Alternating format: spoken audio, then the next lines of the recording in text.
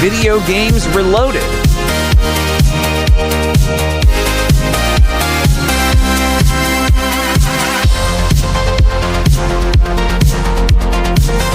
With a new larger 4.3-inch screen, PAL and NTSC switcher. Play your SNES and Super Famicom games and Game Boy games.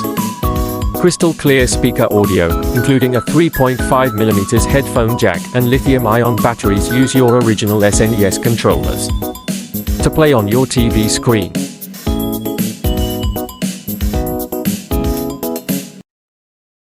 Welcome back to Video Games Reloaded, and today I thought I would look at the Supaboy S, or the SNES handheld that was released a few years back. Now the Supaboy S is actually made by a company called Hyperkin, and they were kind of not popular. I guess it was the Hyperkin's version of like a handheld portable device, like you would have if you had like a Mega Drive to a Nomad, or a Game Gear to a Master System. This was like their version of it, so you could play games on the go. Well, let's take a look. This is a Supaboy S. Technically, it is a handheld SNES. Again, put out by a company called Hyperkin, and then themselves wanted to make a gaming device that would support the Super Nintendo Entertainment System, but obviously not endorsed by Nintendo themselves, but had the ability to play NTSC games and PAL games. And one little extra caveat, that you could plug it into a TV and run it as a handheld device on your TV. So let's take a closer look at the unit itself. So this is an S-Boy, and as you can see, you have two controller ports at the front. You have the A, B, X, Y. You have the controller. You have a start and select. On the top, you have both left and right shutter buttons. You have a power input. You have the region from turning it to NTSC to PAL and back. You have like a brightness key, an on and off function, a headphone jack. This is the cartridge port, and if I flip it over, you'll see on the bottom you have a TV connector, a volume control, and a reset key.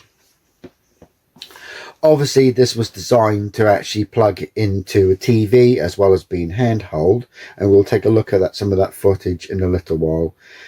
But the unit itself, designed for SNES, has one caveat on top of that, that you can play original Game Boy games and Game Boy Color games on the Super S-Boy, which oddly enough is perfect fitting for an S-Boy to fit a Super S-Boy.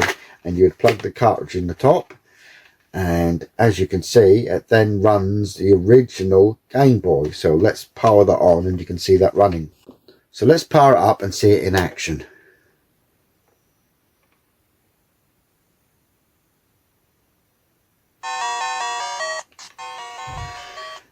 So let's start the game, shall we?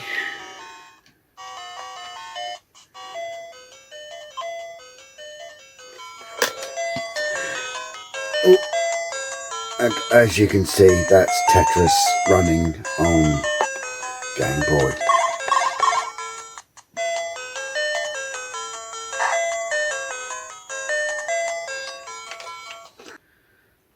So let's see that running on the original SNES cartridge.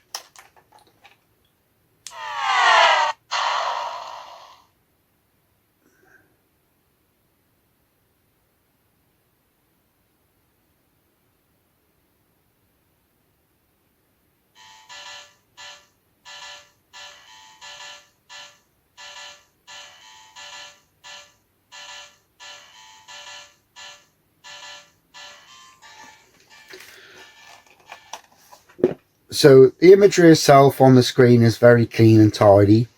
It doesn't have a lot of noise. I wouldn't say particularly the connectors that you give in the box itself are that great.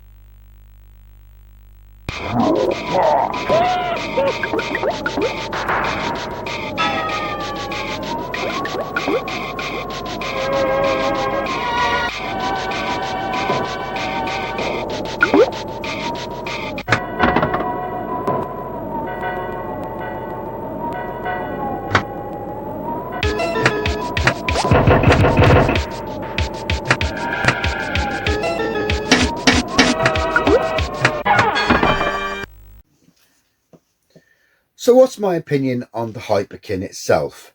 Now the Hyperkin Supaboy S is actually really solid. It has an incredible battery life. I put this thing away 4 years ago and I thought, oh, I'll come back and I'll do a review on it. And amazingly, I didn't have to charge it. The battery was still full.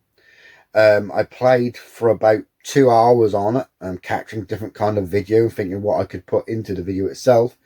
And the battery didn't drop down hardly anything at all. It's actually incredible battery life. I'd say the screen was particularly good off handheld mode, and also good when you're playing it in handheld mode. It's a nice clear image. It plays all regions, NTSC and NTSC-J, as well as PAL. So it's a really solid unit itself. It's built well, and I have had no problems with it. Now, a few years ago, I think when I bought it, it was £70, and I would say it's still holding good value for money. There's a gold edition of the unit itself, and that seems to be quite popular. I would say go and get one, because I think, although they're not endorsed by Nintendo, and Nintendo never made a handheld SNES, obviously, it's a solid system and well worth your money. Well, thank you for watching. It's really appreciated. Please like and subscribe. It will help the channel grow. And I will see you on the next one. Bye-bye.